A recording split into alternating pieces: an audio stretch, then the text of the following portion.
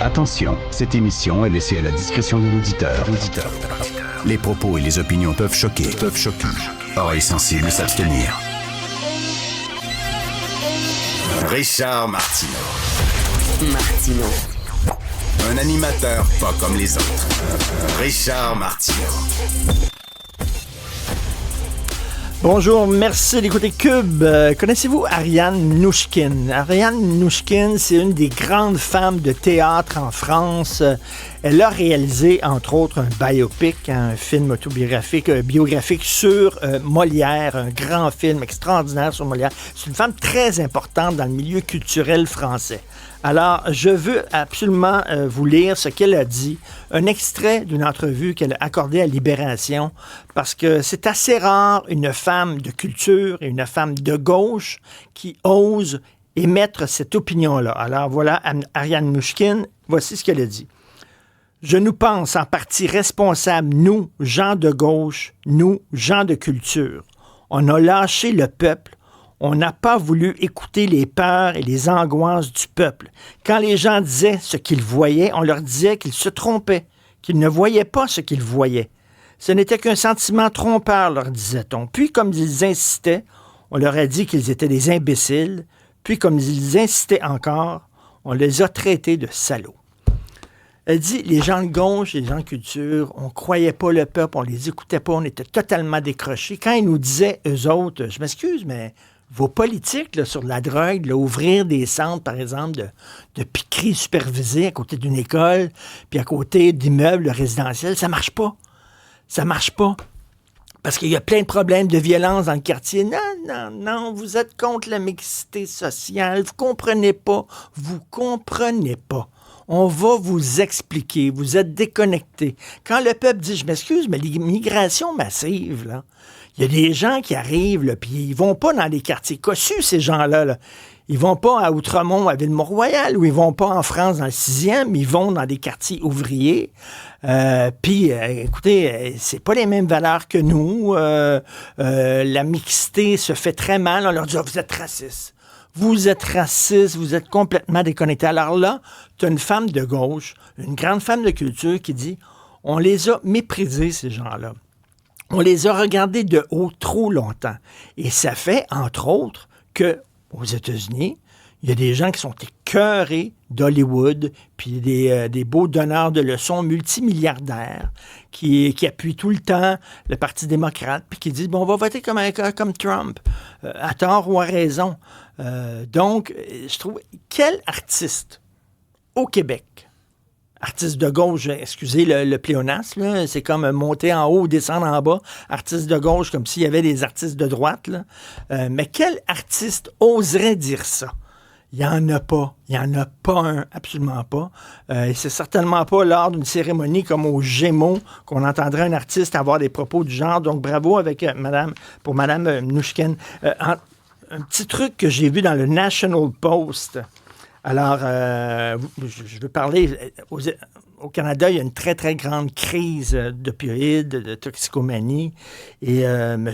Trudeau a décidé, dans sa grande générosité, sa grande compassion, de dire au procureur, au DPCP, au procureur de la Couronne, vous savez, là, les gens qui sont pris là, par la police là, pour un usage simple de drogue, même si ce sont des drogues dures, arrêtez les écœurer, là, ça donne rien de les arrêter, puis les poursuivre, puis les envoyer en prison. Alors là, il y a des quartiers résidentiels au Canada où il y a des gens qui se shootent dans des restaurants, qui se shootent dans des cafés, qui fument du crack dans des parcs.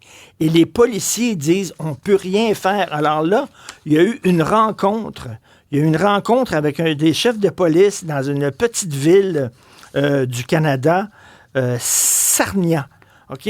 Parce que les gens étaient fâchés en disant, il y a des problèmes de drogue dans notre ville, dans notre quartier, ça n'a pas de Christy de bon sens. Il y a un gars, il y a un père de famille, il voulait apprendre à sa jeune fille de faire du bicycle, de faire du vélo, puis il dit, on peut pas, il y a tellement de déchets, c'est tellement tout croche dans la rue que je peux même pas apprendre à ma fille à faire du vélo. Alors là, les policiers ont fait une réunion de 2 heures avec les gens du quartier, les gens de la ville, pour leur expliquer c'est quoi.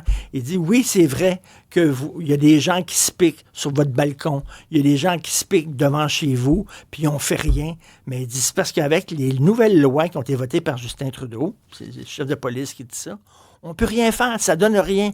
On a beau les arrêter, ces gens-là, il n'y a jamais aucune accusation qui va être portée. Parce que pourquoi? Parce que Trudeau a décidé que même les drogues dures, possession simple, usage à titre personnel, que c'est pas grave. Alors voilà. Donc, on se retrouve avec un énorme problème de toxicomanie au Canada. Et ça donne strictement rien. Parlant de Trudeau, alors il était à CGAD samedi. On sait que c'est les élections partielles en Ville-et-Mort, à Ville-la-Salle, et il sent la soupe chaude. Alors, il était à CGAD, et c'est l'animateur de la CGAD lui a demandé qu'est-ce que vous dites aux anglophones qui se sentent laissés de côté et abandonnés par votre gouvernement, M. Trudeau? Voici ce que Justin Trudeau a dit. Well, first of all, I understand that feeling because people are feeling, well, first of all, they see a government in Quebec City, the Legault government, that has decided that the best way to protect French, which is something that I agree with, yes, we need to protect French, but Legault's decided the best way to protect French is to attack the English Canadians. And that doesn't make any sense. We see the most egregious example of it lately with the switch in hospitals. We also see it in his attacks on our alma Alors mater voilà, at McGill. alors là, il colporte encore ce mensonge qui veut que les anglophones de Montréal ne seront pas soignés dans leur langue. C'est un foutu mensonge, c'est totalement faux. Il dit, vous savez, un anglophone, un certain âge, qui est inquiet pour sa santé, qui a un cancer, il ne pourra pas se faire soigner dans sa langue. Le 9 août dernier, dans une lettre publiée en anglais, dans des médias anglophones, il y a 3 ministres du gouvernement Legault, c'est-à-dire Roberge, Christian Dubé, puis M. Gérard, ils l'ont répété noir sur blanc. Tout anglophone pourra recevoir des soins de santé dans leur langue. C'est faux que la loi 96 lui interdit ça. Parce que là, Justin Trudeau, il dit, M. Legault, il crée un sentiment de peur. Hein, il divise la population, il monte des communautés contre d'autres et tout ça. Mais c'est lui qui crée un sentiment de peur parce que c'est totalement faux. Et devinez quoi? Son propre ministre de la Santé, le ministre fédéral de la Santé, M. Mark Holland, le dit, il est faux que les anglophones ne seront pas servis dans leur langue au Québec. Son propre ministre dit ça et lui continue de colporter ces mensonges-là pour se dire, à soir, on fait peur au monde. C'est assez honteux.